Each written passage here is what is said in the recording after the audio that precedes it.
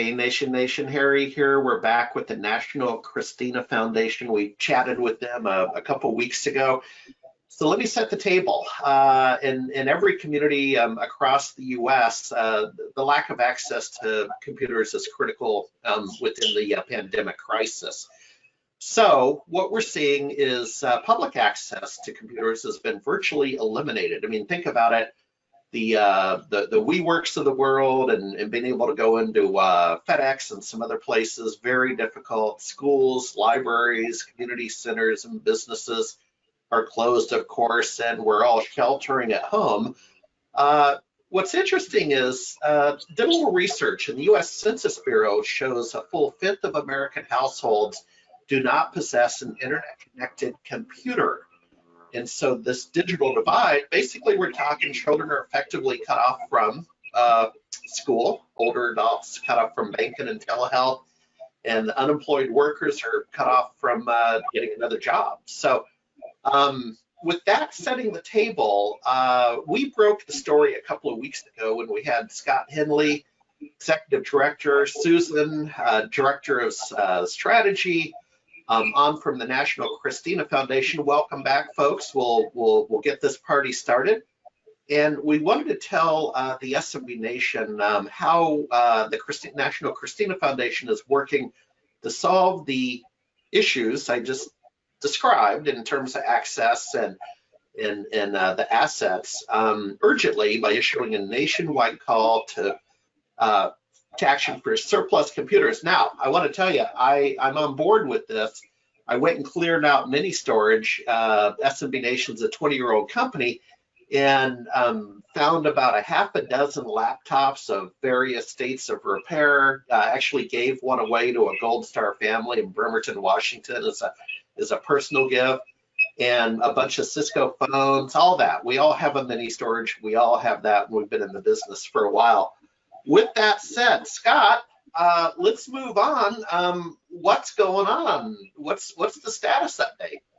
Yeah, thank you so much for having us on. And you know, the COVID crisis didn't create the digital divide, but boy, has it shown a light on it. And it's heartbreaking the gap between those who have and those who have not. And so to try to rise to meet this moment, National Christina Foundation, along with our partners, the National Digital Inclusion Alliance and the Kansas City Federal Reserve Bank, we launched recently a corporate call to action at donatetechnology.org. And it's an easy way for any company or government agency or institution, you know, higher ed, any large entity to find a home for surplus equipment in this time of critical need.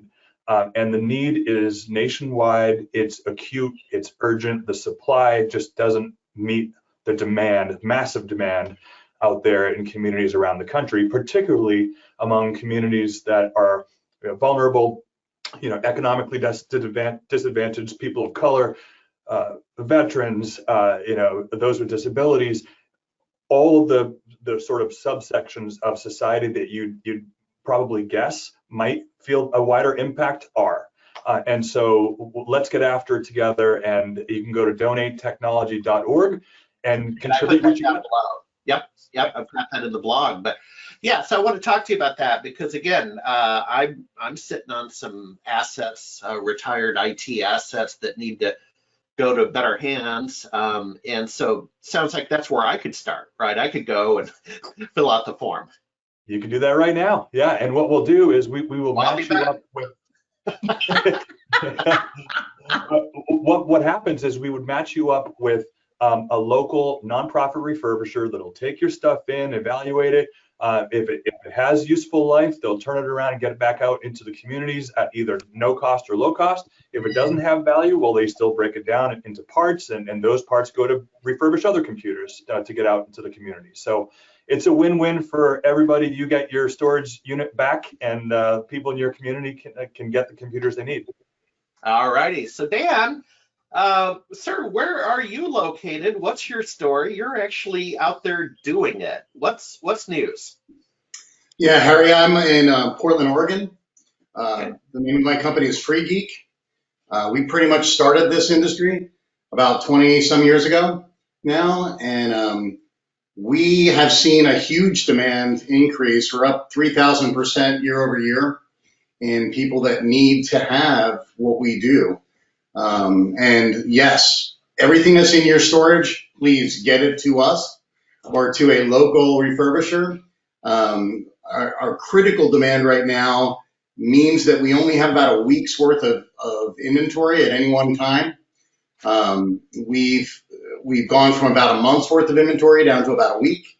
And we have technology drives that are going on with local companies, Intel and others that are around us that are helping us get the technology that we need.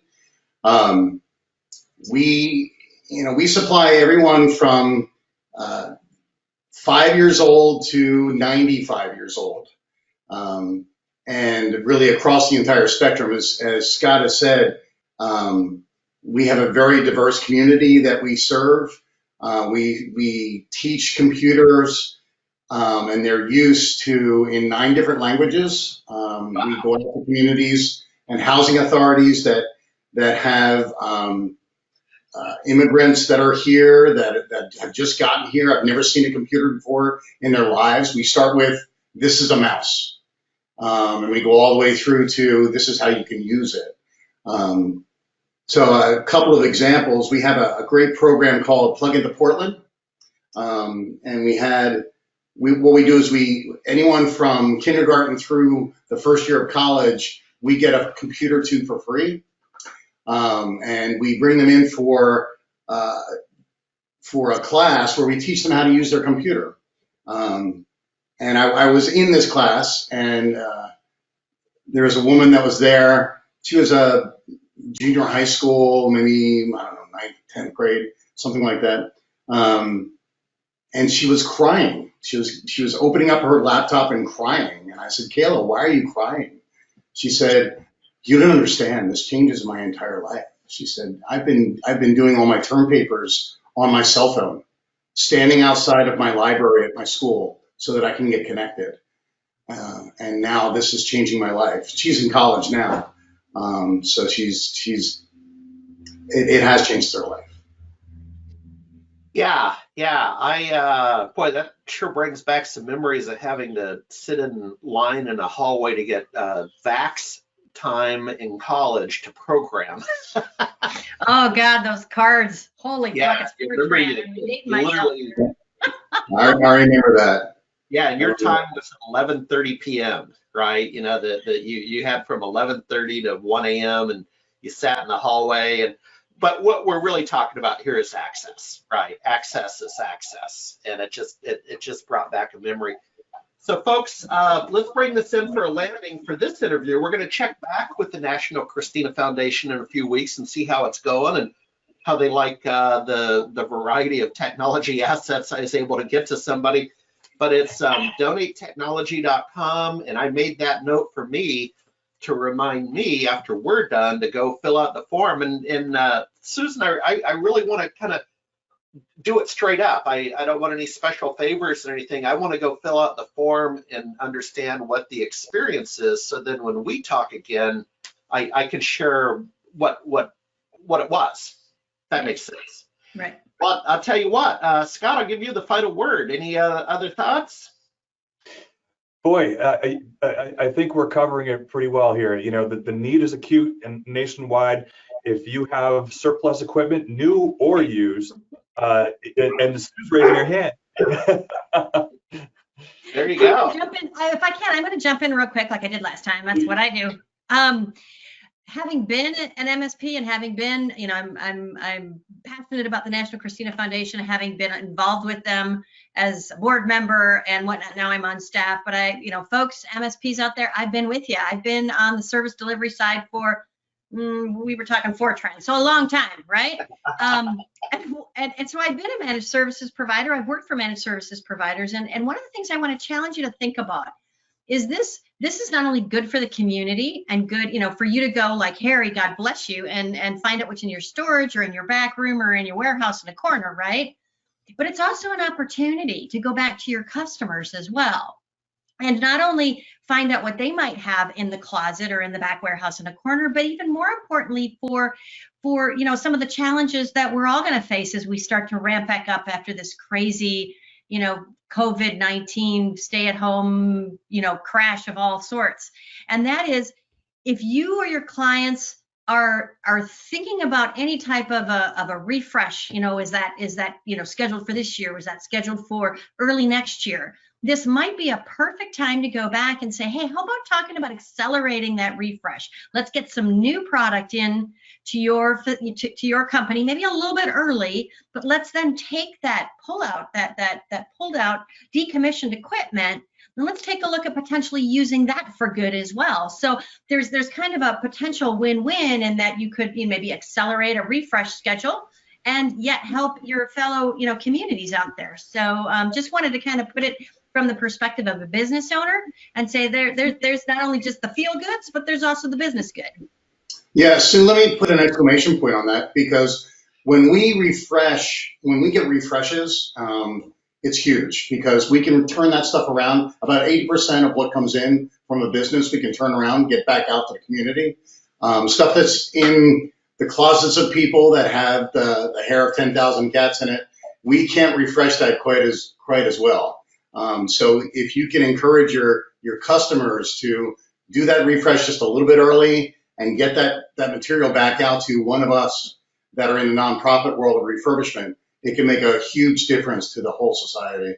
And you had said, about 20% of America is not connected. That's true. 39% of rural America is not connected too. That's huge. Yeah, and Susan, to kind of catch what you're throwing, I won't name the OEM, but I'm working with a hardware OEM right now to review a new laptop release, and the context is this about your comment on the refresh. So you have the OEMs sensing legitimate opportunities to do a hardware refresh, right? And that's they're coming from the heart, and they asked me to kind of play around for a couple weeks with a new model and report back what my experience was. I hadn't thought of it in the context of the National Christina Foundation, right? You have this motion from OEMs to refresh, which means you have this motion of a lot of old stuff on physical desktops and then mini storage. And so I want to weave that into the next conversation, and then also see if we can get Jenny, if you could make a note, folks on ad-libbing here, but I believe it's May 12th, where our MSP Tech Talk lecture series. So it's an academic lecture series, and this quarter, starting later today, this quarter is a 6-lecture series on remote work. And on the 12th of May, the topic is devices. So let's see if we can get you on, and that would really add value to the device conversation. So I want to say thank you very much. Better Scoot, and we'll talk soon. See you on May 12th. Thanks, Corey. Thank you.